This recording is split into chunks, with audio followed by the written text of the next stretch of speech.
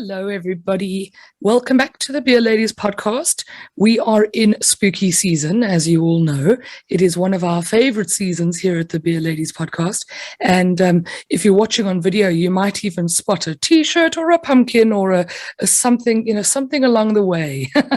Everybody's got some sort of aspect of themselves dressed up, and everyone's now showing t-shirts and things. So welcome to our spooky season series, the whole of October. And today we are talking about Alewives and Demons. Now, truth be told, I don't know much about this at all, so I'm going to learn along with everybody else. I am Thandi, and I'm joined today by Lisa, Carolyn, and Christina. Maybe just shout out hello, everybody. Hello. Hello, everybody. Hello. Fabulous. And so, yeah, we're going to talk about Alewives and Demons. This is a literary trope. It's something that's been quite prominent in artwork, whether it's paintings, carvings, stories, and we're going to focus today on England specifically, so not everywhere across the world, and we are going to heavily rely on Christina and Lisa to tell us all about it and tell us why there is this association between, let's say, evil and alewives. I mean, honestly, the alewives were the people that made beer, lads. Like, why are we demonizing them? All right, well, before we get into that, let's do a very quick reminder, please, to share this around, guys. Share our podcast with your friends. That's the best thing you can do for the podcast at the moment. And that, also implies subscribing. If you haven't already, please hit that subscribe button, whether it's on YouTube or your podcast player, and give us a like, give us a comment, talk to us on Twitter. We're all there. We're either at Beer Ladies Pod or Beer Ladies Podcast on any of the socials. So feel free to find us. We're also at beerladiespodcast@gmail.com for any queries or suggestions. Okay. Let's get spooky season and alewives and demons underway, and let's go around the table and say, what are we drinking? Carolyn, what have you got today? St. Elmo's Goser. So it's a Gose style one. It's pretty good. Do you have a can or something to show the viewers on YouTube? I do in my fridge. Oh, So I have to go get it because it's the canned growler, so I only poured half of it. We're good. Okay, cool. And who's the brewery? St. Elmo's. Oh, St. Elmo's. Oh, they're the actual brewery. Yeah. Cool. Is it delicious? Yes, it's good. Oh, lovely. I bought it a couple weeks ago, so it's great. Oh, nice. Lisa, what have you got today? I have the Trouble Brewing Pumpkin Brew, so seasonally appropriate. Not something that medieval alewives would have had in England for obvious reasons, but always good to get a pumpkin beer this time of year. We'll chat on another podcast about that and how hard they are to find here in Ireland. But that aside, it is lovely this year, so highly recommend it. And my understanding is there's not a ton of it out there. So if you guys see it here and you're in Ireland, I'll pick one up. How does it compare to last year's one? It's actually, I would say it's pretty similar to last year's. It's light, it's refreshing. It's definitely not overwhelming in terms of the sort of pumpkin-y spices, so it's really pleasant. I find some are very unbalanced. This is not unbalanced. Very nice. So it's quite similar to last year, though. Lovely. Christina, what you got today, friend? I'm drinking a third barrel painted black, which seems appropriate for the season. And also, I just like black IPAs Here. for so many reasons. So yeah, really, this is my first sip, so I'll let you know. Lovely. And I've got something of the opposite. I don't know why I chose this, but it just felt like I wanted this beer. I have got a Seeking Sunshine pale ale from Dead Center Brewery. And maybe in a way it's something like looking for the good in everything, seeking a bit of sun, seeking a bit of happiness. It also, I'm wearing a t-shirt that says it's a pale ale kind of day. So clearly it was a pale ale kind of day today with our Seeking Sunshine. All righty. Well, cheers, everybody. It's lovely to be back talking to friends over the ears of everybody else who's listening. Okay, so Christina, help us out here, man. Like, why is there, or what is the connection between demons or hell or evil and alewives? Where on earth does this come from? Right. So I'm going to start by talking about how this manifests in art, and then Lisa's going to chime in with some literary stuff, and then I'm going to talk about some literary stuff, and then we're going to put this in the broader context as where it came from and what it means and that kind of stuff. So yeah, let's start with the artwork. So there's St. Lawrence's Church in Ludlow in England, and it was founded originally in the 11th century by the Normans when they came over. That's an understatement. Invaded, and it's been rebuilt several times. So among the vaulted ceilings and the stained glass and all of this big church, there are 28 misericords. And these misericords they're hinged chairs. They're mercy seats. They're supposed to aid a person if they're praying for like a long time. So that's kind of the purpose. Have a wee sit while you're in the middle of prayer. And there's 28 of these, and they were built or created, I should say, between 1425 and 1447.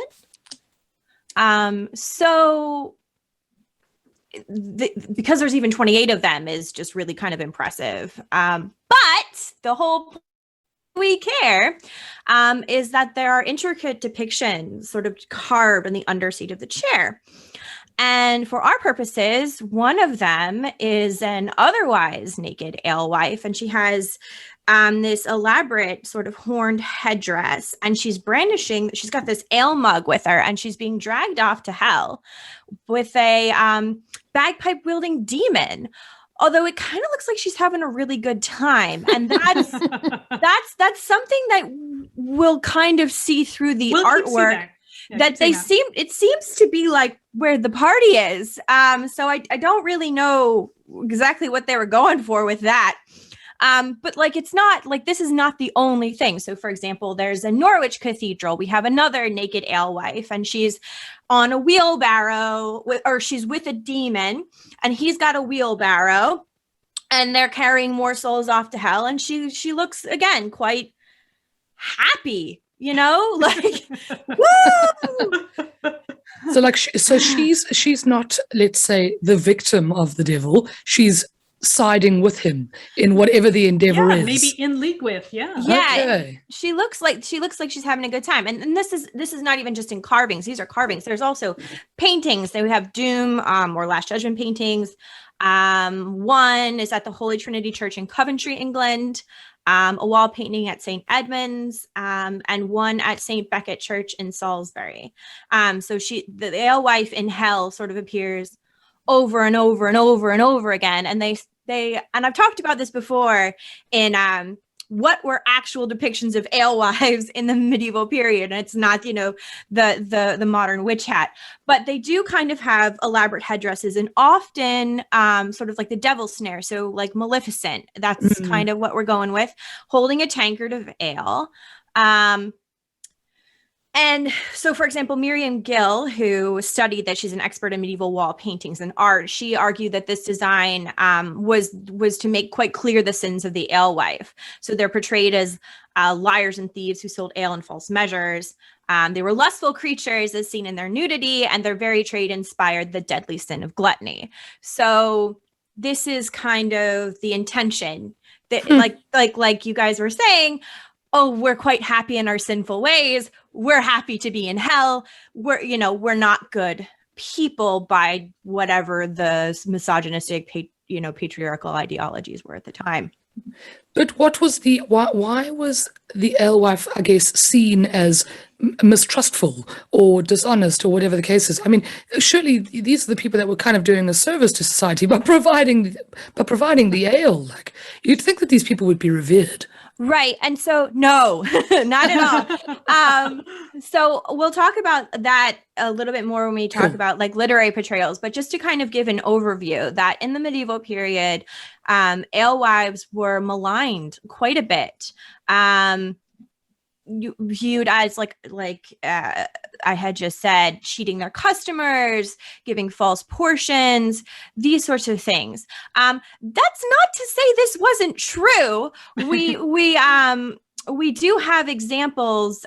Judith Bennett did an amazing, of course, study of alewives in medieval and early modern England.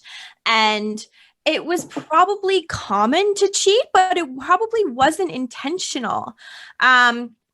Because they had put down like very strict portions as to what you could serve. And if you're sort of not a professional alewife, so like a lot of alewives were sort of by industrial or not commercial, or, I actually have some extra ale, so I'm just going to go ahead and sell that to my neighbor kind of a deal. You might not have the proper portions. And so you might be cheating your customers without realizing it. So that can be part of the anxiety around this. But we do know that some just completely cheated on purpose. So Judith Bennett found an example of a brewster named Alice, who in 1364, she cheated her customers by selling them ridiculously false amounts of ale. And she added 1.5 inches of pitch to the bottom of an unsealed quart measure, thus making them, quote, so severely false that even her 6 quarts didn't add up to a gallon. So, people are cheating. But this is not just a phenomenon for women. So absolutely. The thing to keep in mind is that medieval people and early modern people were anxious not only about cheating alewives, but cheating bakers, millers. They all were subjected to this anxiety, this association with sin, this fear of cheating. And the only difference is that alewives in particularly also had a lovely blend of misogyny to go along with their with the society's anxiety about cheating and gluttony and these sorts of things. But millers are associated very strongly with this. There's a quote about something to the extent of, is it bakers or millers should build their assembly at the pillory because they're just going to end up there anyway. So there's definitely just this overall anxiety about it. It just happens that there's also this thread of misogyny. Of course, this thread of misogyny goes through the entire culture. So that inevitably manifests in this anxiety for alewives. Mm. Yeah, absolutely. And I think that's so important that you're right. It's absolutely both. And even, you can go back to Chaucer. The Miller's Tale, of course, he's a dodgy guy. And it's funny. I think that's the thing that is hard to see those threads of too, is a lot of these, there is humor mixed in, whether it's, sort of misogynistic humor, which a lot of it is, or it's just sort of professional humor. And it's obviously hard to tell at this, at this distance, if you like. And it's certainly not always the case, but a lot of times these are kind of, played for comedy, if you like, not as much in the art, but certainly when you get to some of the literary stuff. And again, not just for the alewives, but for the millers, the bakers, all of these people who society needs to function. They're, are they kind of getting one over on everyone? A lot of them probably are. So.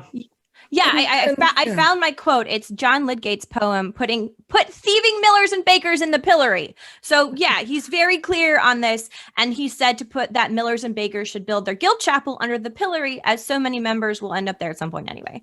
Yeah. But I suppose we've always had, let's say, associations with professions, right? To this day, ask anybody what their stigma is about a lawyer, and you're going to hear it. Lawyers are sharks. Lawyers will take you for whatever money you've got. All of these things. So I suppose it was kind of the same thing. With, Oh, absolutely. Yeah. Yeah. And again, you get it in, Piers Plowman, you get it in Chaucer, you get it. We'll talk a little bit more about some of the mystery play stuff, but it's all there, and it's all sort of tied to these professional stereotypes. And again, there's usually some kind of kernel of truth to some of these. So it's sometimes, but sometimes it's played for laughs, and sometimes not so much. So. That's the thing I would caution against considering or assuming how much this actually plays out in lived reality, because the people that are writing these things or carving things in the church are different people than your everyday person, and that this might not actually reflect a widespread idea in mainstream culture. This might be a church thing because a lot of these are in the church, so the church might have thought this, but your normal everyday people would have been like, well, that's just Edna down the street and she's fine, so we're not worried about her. Do you know what I mean? Because that there's a very strong idea of, reputation and these sorts of things. And so, it depends on that sort of thing and where your position in the community and these sorts of things, and people would trust you, not trust you, depends on if it's a small, Anyway, the whole point of this is I would caution against assuming that this means that in, society every day, people are like, "Ooh, that's an alewife. Get away." Right? Yeah. Is what happens is that leads to now then the falsehood that we have that, alewives are rounded up as witches in England. And then, that's where we get them, which is just not true. So you have to really be careful that just because something manifests in literary tales doesn't mean that it's representative of lived reality. It might just be a literary trope. It might just be these sorts of things. So I would just caution about that. Exactly. And we're only seeing what we have. We know that there could have been many, many other things that we just don't have evidence for left. People didn't necessarily write down, Bertha down the road, she did a great job. We're going to be like, thumbs up, great ale. Although you do get that later in kind of the early modern period where you do have songs where, sort of Mother Watkins ale, things like this, where you are praising an individual alewife. Although again, that's really later than the period we're talking about. And it's kind of a more jocular, more comedic take on these things. So in that one, you're kind of missing the dark side and only getting this sort of what's left, the sort of comedic shell, if you like. Yeah, for sure. And equally, it doesn't mean that there wasn't some kind of negative strand in society. We just have to be really careful with this and put it in context. But it is not uncommon, which makes you think that it is at least a common literary trope. And so to sort of, I guess, kick off the literary examples, I can talk about the Telling of Eleanor Rumming, because that's perhaps one of the most famous poems about an alewife that's quite negative. So this was written in the early modern period, so 1517, by John Skelton. And Skelton, of course, was quite misogynistic, and you can really see that in this poem. So she brewed ale. She was an alewife, and Skelton just slates her. He just starts as he means to go on, and she's just the most terrible person ever. And that's interesting. But I think what the associations that we kind of want to talk about today are the idea that she might have made potions with her ale. She blended hen's droppings with the ale on purpose to create a sort of tonic. And I'll read this sort of quote here.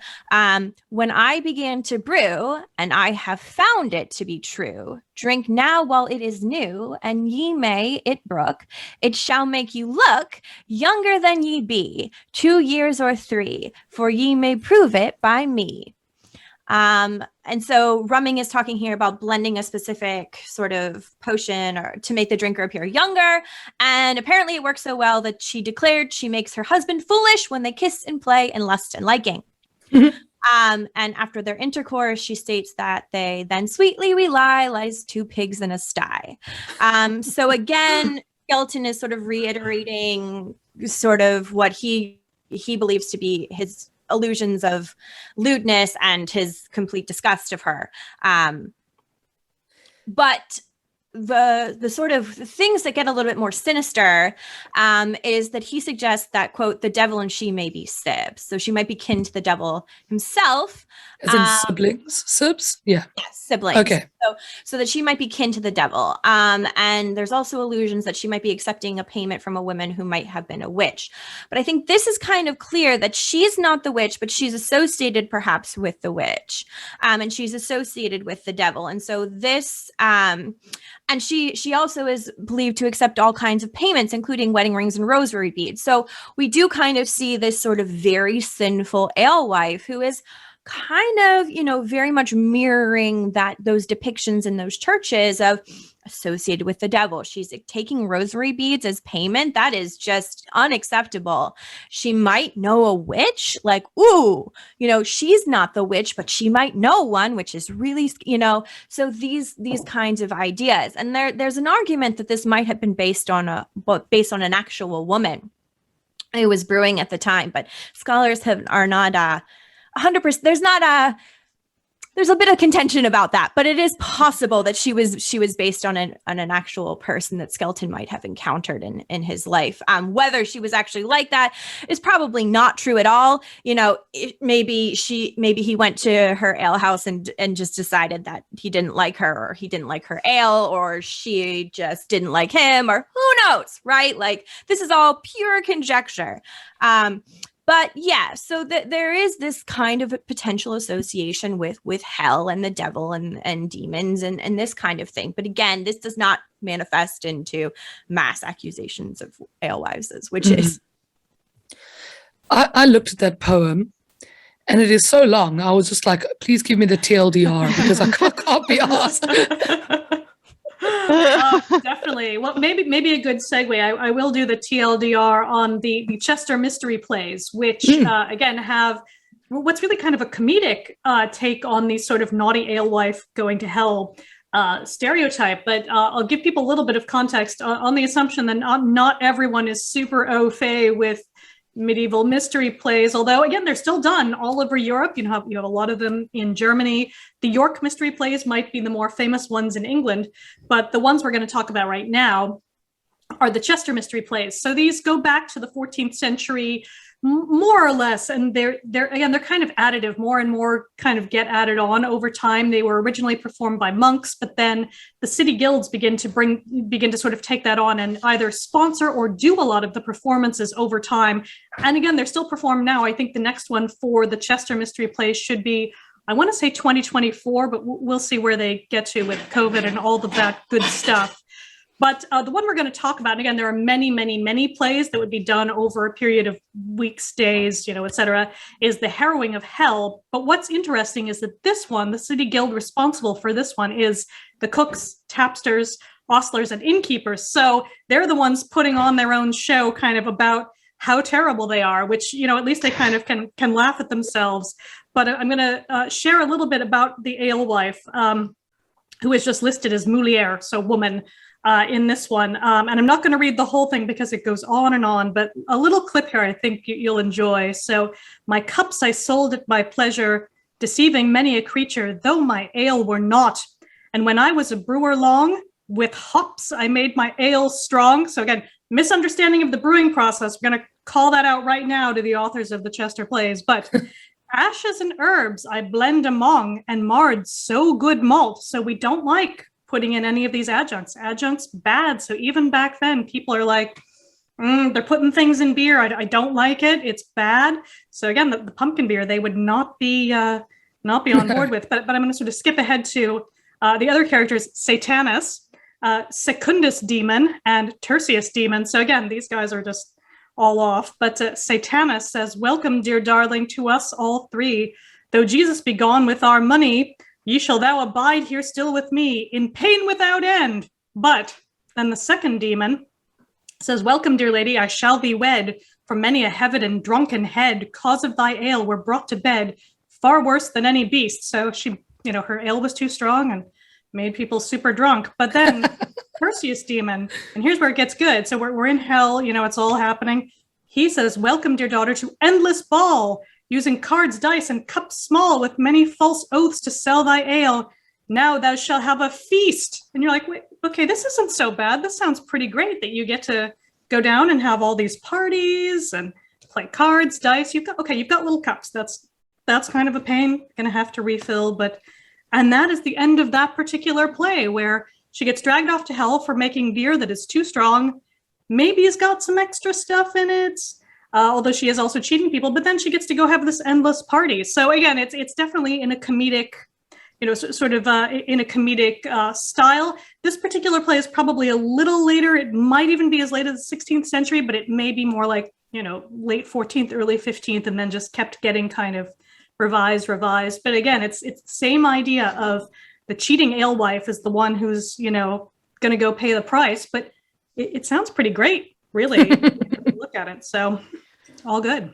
Do we know why the monks started the plays? I'm just curious. Do we know why they were It's an interesting question, because when you hear this kind of thing, and you'll also get these sort of ideas of sort of other like Christian representative art, it'll be like, oh, to make sure that the common people could learn the gospel, etc. But when you start to unpack some of that, it's not necessarily true. It might have been that that's what they got kind of funding to do. So it's almost like they could reach out to the, effectively the archdiocese and be like, we're gonna do a thing to teach the locals, but actually that was just how they got extra money to go and kind of live it up. So it may be somewhere in between, but it's an interesting question, and it comes up, again, especially in kind of monumental art, whether it's like redoing a cathedral or this kind of play, so that they could kind of get away with a lot with kind of under the heading of we're teaching the common people stuff, and they just kind of get a blank check. So all good. Well, there you go. All this ale we're drinking is just research. Yeah. The money was just resting in their accounts. It was all fine. I just think it's funny that it's the monks doing this. Like, I don't know. Oh yeah, yeah. And again, over time they start to recruit other people. It's like, how did that happen? Were they friends, or was it like was like there more going on? Yeah, an exchange of goods. Maybe, yeah. It's probably not at all related, but surely the monks also just wanted to stamp out their competition, because they were also going to brew at some stage. Absolutely. It sort of depends on, because a lot of monks just brewed for their community. So they weren't necessarily selling it outside of their community. And you can kind of tell that by the records, at least in certain places. This is really, really varied and whatever. But like, so it just really depends, very context specific. But, a lot of them were just brewing for in the community, or if they were brewing for outside of the community, it wasn't necessarily for sale. Like, so for example, in Ireland, we have St. Bridget, who is brewing, and she wants to brew for the 17 churches. And this is for Easter coming up. And it doesn't seem like it's necessarily for sale, but it's part of like sort of the festivities. And so might have been part of just the ale feast that was going on, because we have a culture of hosting and like the importance of hosting people.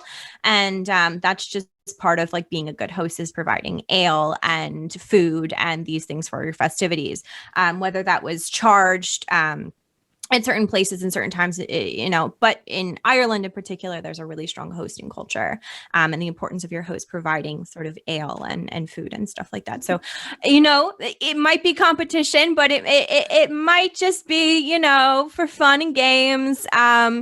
Because like a lot of monks were just brewing for their community and people that visited their community and these sorts of things. So that's kind of, I guess, the depictions of alewives and whatnot. And ale, we should be clear that, in order to control this idea or control alewives and things like that, they brought in things like ale tasters, people that came around and tasted their ale and made sure that, the clue is in the name, ale tasters, and made sure that they were following the rules and regulations that were set forth. But of course, not all women were okay with this. And again, I highly recommend Judith Bennett's book. She talks about this, really in depth, but I think probably like two of my favorite examples from Judith Bennett's book is, so there's the story of Gillian, who was the wife of Richard Pickard, and that's really the only reference we have to her. But in 1275, apparently ale tasters came to her household in Wakefield Manor, and she refused to comply with them. And she said she was going to brew her ale as she liked it, and quote, she cared not at all about the orders of the bailiffs or even the earl. So Gillian was going to do her own thing. And then later, the Brewsters of Exeter in 1317 collectively protested against what they felt were unfair prices and regulations, and they just stopped selling their ale entirely. They just completely protested and just stopped. So to be clear, they kept trying to bring in more and more regulations and really strict regulations, but not everybody complied with them. And women did try within the, perhaps limited power that they had to basically say, yeah, you know what, I'm going to do what I want. How this went down for them is another, thing. But it's interesting to see that some people were just like, yeah, no. Absolutely. Yeah. And it's interesting to go back to Eleanor Rumming too, because while we've got this terrible screed about how she's the worst, and and if you look at pictures of her, and we'll link some of these in our socials when we put this episode up, but at the same time, people thought her ale was really good, or at least other people did. So it's interesting that it was meant to taste good, but your man over here was like, but ladies, like literally that's kind of his argument. But other people are like, her ale's really good. So it's, again, what is the reputation? Is it personal? Is it, It just sounds sour, honestly. I mean, he sounds like the worst because he was, poet laureate to Henry VIII. So again, not a guy super progressive when it comes to the ladies by any means, but I guess you have to write what the boss is looking for to an extent, or you just hire people who are also gross. So, well, yeah, if the Turning of Eleanor Running is based on Eleanor Rumming, who who had a pub called the Running Horse in Leatherhead in Surrey, beside one of the really nice, beautiful rivers, beautiful pub. It still exists, so she wins. If this was actually about her, and that's the pub, and that's whatever. But again, like, this is quite contentious. But if that's the case, then wow, she's still going. So I think that's pretty cool. Next time I'm in Surrey, I'm going there. Oh, I'm absolutely, if I can get there, I'm going. I'm so excited. They probably have cask ale, people. They probably have cask ale, and we're all like waiting for it to come back here. But and we do know that Eleanor herself, she was fined 2 shillings for selling too expensive ale and 2 small measures in 1525. But like, this fine was so small, it was equivalent to less than a gallon of her own ale. So it's not really, and that's the other thing when we are looking at fines for cheating alewives, and this is the case in England and Ireland and other places, they're usually quite small. They're not, because this was something that people understood was probably just going to happen, and after a certain amount of fine, you were meant to get further and further and up into eventually to physical punishment. But whether it actually ever escalated to that point is beyond, because, just because the laws are prescriptive in a lot of cases where it's like, okay, we're going to say this, but how it was actually applied is it could be, you have John, who's the bailiff, and, Marjorie, who's this, and he's like, Marjorie, you're cheating again. And she's like, well, I didn't do it on purpose. And he's like, I can't be bothered, whatever. So, but yeah, it's interesting. It's really interesting. Yeah. Okay. Now, I mean, besides that one particular poem, do we know of any real links between any depictions, whether in art or literature, and actual alewives? Or is it just a trope, or just a stereotype, and something that was prevalent? So do we know if alewives are actually hanging out with demons? No. No. Well, I suppose that is like that's the right question, isn't it? Please see our previous episode. Haunted pubs. I don't know about that. I'm going to talk about this on Brachiotrix, but I have found a story about this is not a literary story. Well, it might not be true, but apparently this religious guy was talking to one of the members of his constituency, and this guy apparently fled Scotland to Ireland because the devil kept appearing to him. Oh. Particularly in the alehouse. So the devil was showing up in the alehouse, or outside the alehouse, or near the alehouse, and so there's sort of this association with the devil in the alehouse. And I'll talk about this story a bit more, but yeah, so there's possibly devils appearing in alehouses. Yeah, so maybe, I don't know. But maybe beer was just slightly hallucinogenic back in the day. Well, yeah, I mean, if you drink enough of it. Yeah, and if you're throwing in, all your wormwood and all the other things, things can get a little weird, So. Yeah. So you never know. They could have thought they were. And it's it's an interesting question because it's the same thing with like some of the women who were arrested for witchcraft actually really thought that they were flying to meet demons at night. Like they really thought this. They were drinking the beer. Or something. Maybe, Or yeah. something. Or something. Yeah, so. Yeah, or you lick the wrong mushroom when you're out and about, and Yeah, who Yeah. knows? Oh, those pesky mushrooms. My goodness. So this is a let's say as a stereotype or a trope. Did it have any lasting effects on society or the way that history eventually evolved? Well, I would say the really long-lasting effect is the myth that won't die about alewives in England being like mass hunted as witches, which has then been extrapolated out that like alewives in Europe, medieval Europe, were somehow hunted as witches, which just and were like en masse executed or tortured or imprisoned because they were brewing ale, and therefore that was associated with witchcraft, and so therefore, which is just not true. Like there's no truth to this, and we've covered that like ad nauseum at this point.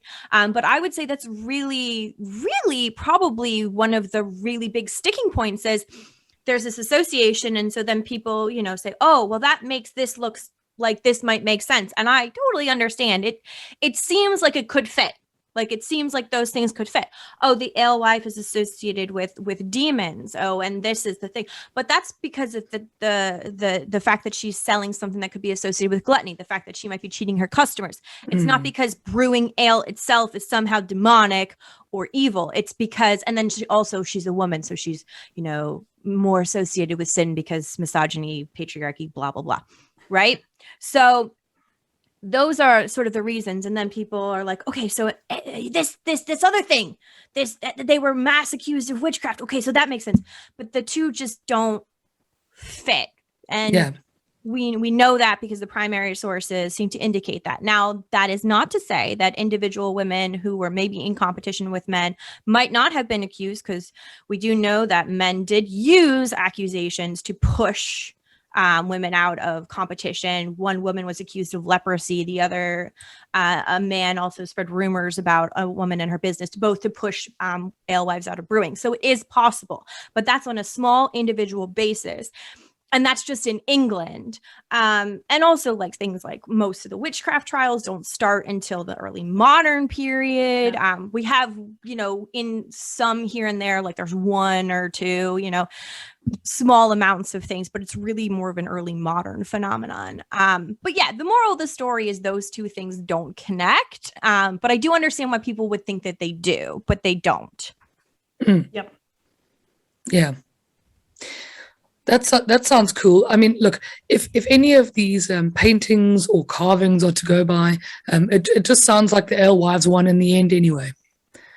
Here. Yeah, they're living their best lives down with their demon friends. I mean, and if nothing else, like their demon friends can be making an amazing barbecue, and they're having a great time. Well, the thing that I find funny is St. Bridget's version of heaven and like St. Bridget's ale feast is that it's a giant lake of beer for everyone to drink for all eternity. And that doesn't sound too far off from these depictions of hell. So I'm really trying to figure out what exactly is the difference between heaven and hell, except that maybe heaven doesn't have a portion control, so you can just like stick a straw and keep drinking, whereas like hell apparently has these small cups, which make it cups. Gotta keep getting back. Like, I can live with that. Like, that's fine. Imagine a world where your biggest problem is that your cup is too small to satisfy your thirst. Like, but you have an endless supply. Like, these are not problems, guys. No, they're really not problems. So I don't understand. And like we were saying, the alewives always look so happy. They're just big, smile, woohoo! Off to hell I go! Yay! And you're kind of like, that is supposed to be a deterrent because that looks like a good time. Absolutely. I know we only really focused on England here, but were there or are there any examples of the same kind of trope from around the world? Well, yeah, I can definitely tell you that it exists in Ireland, and I cover it. I will cover it, and I do cover it. You just can't read it yet in my book. Similar anxieties about cheating, similar regulations. Although, do keep in mind that Ireland was an English colony, and so or parts of Ireland, I should say, were an English colony. So that's kind of where that might come in.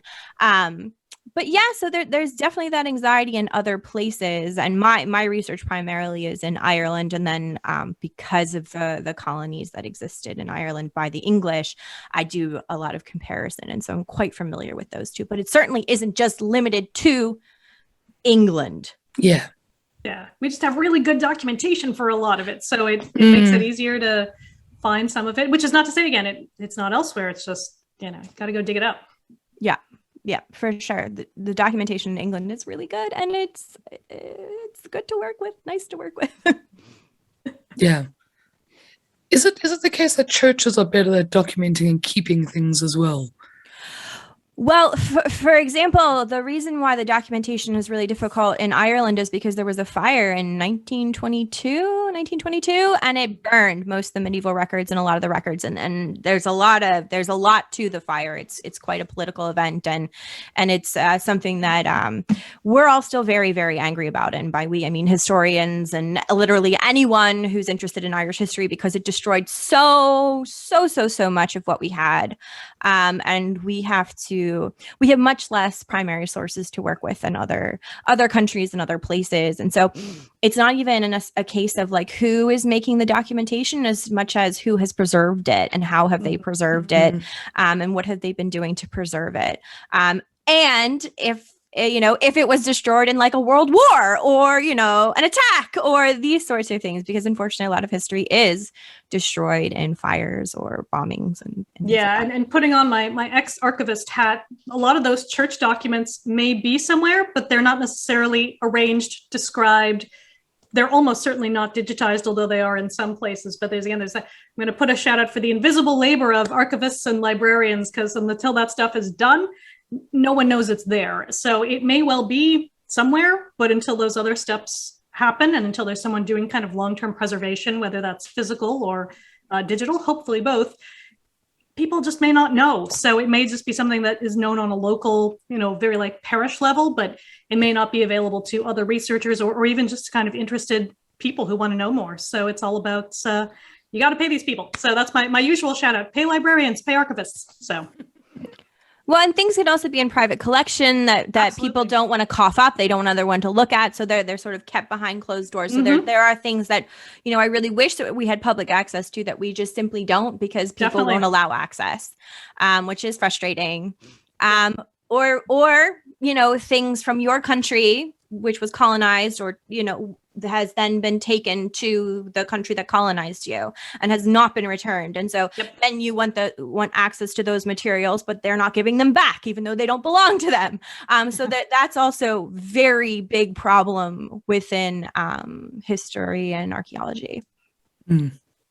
Yeah. Makes sense. Soapbox. Yeah, but it's a good soapbox. Little soapbox. Yeah. Our soapbox is mighty. Is there anything more that we want to cover on Alewives and Hell or Demons or Evil or any of the associations? The only thing I would say is, it has the opposite effect on me as a modern viewer. Looking at these alewives in Hell, it looks to be like where the party is, and frankly, where I want to be, because it just seems so fun. Which I'm sure is not the intention. Well, I know it's not the intention. Although, sometimes they were kind of sneaky about stuff. And, anyway, the moral of the story is it looks fun. And, I don't really see how it would be the worst way to spend eternity. Absolutely. Worlds with endless ale and tiny cups and people with cool hats. I think this is great. Absolutely. And I love the idea of going back and thinking about what these particular sort of medieval and early modern people who are like knocking people for putting this and that in their beer, what they would think of like a milkshake IPA or a pastry stout. Like their minds would just sacrilege. Oh, they'd be like, what is this? Why are you drinking? Why is this good? I mean, exactly. But I mean, if we also just think about the resistance to hops, you know, the changeover between various other herbs and other additives to hops was also met with resistance. Can you imagine trying to sell lactose at this point? Like, that's and can I just say, I love that people have been misunderstanding what hops do for this long. Like, you know, well done, everyone. Yeah. You know, this has been a misconception for hundreds of years that hops are somehow making your beer stronger. Okay, sure. Yeah, well, have fun. And that is a thing, that another little mini tangent, that when you're looking at like historical documents, a lot of times you're talking about people writing the documents who have no clue about the brewing process. And you can tell that. And then, you know, some people are like, oh, this is how they brewed. And then, you know, people who have brewed beer are like, no, that is not how they did not happen. This is someone who does not know what they're talking about and is just saying things about, you know, about ale, which makes it really interesting because you're kind of going, did they do that? And then you're like, wait, no, they didn't do that. It's not possible. But it's really interesting that these sorts of misunderstandings have been, as Lisa said, have been going on forever. I find that fascinating. Love it. Okay, well then, friends, I think that we're going to start our wrapping up process here. Christina, where can people look for any more resources on this? How about your website for one? Yes. Any writings you've done? Yeah, so I'll actually tweet this after this episode comes out. I'll tweet pictures and stuff the following week to talk about this, and so you can kind of visualize what I'm talking about. So that's my website, which is Brachiotrix. And yeah, I'll tweet about it, and all of my blog posts have a whole bunch of sources, so you can really kind of like dig into some of these primary sources and some of these historians who are experts in these sorts of things. Fantastic. Lisa, anything else there to add from your side? No, just the same. I'll make sure that some of these things are getting out on the socials so people can dig in further, find some of the primary sources, and then make sure too that people can link to some of this really interesting research that's out there. So hopefully, you know, go hug a historian.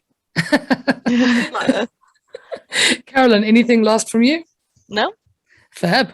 Okay, well then that's it, everybody. Thanks for joining us for another episode of the Beer Ladies podcast. We can be found on all the socials, as you've just heard. So Twitter, Facebook, Instagram, I think that's pretty much all of it. We're either at Beer Ladies Pod or Beer Ladies Podcast. Just search for us there. And go and visit Christina's website at Brachiotrix, because there's lots of good stuff. And you'll really enjoy all of the historical aspects of women and beer and alewives and all the fun stuff. Okay. All right, friends. Listen, spooky season. We're continuing spooky season next week. So I know, right? For the rest of October, I think we've got spooky season episodes. So tune in next week and find us wherever you get your pods or on YouTube. Thanks, everybody. Bye, friends. Bye. Bye.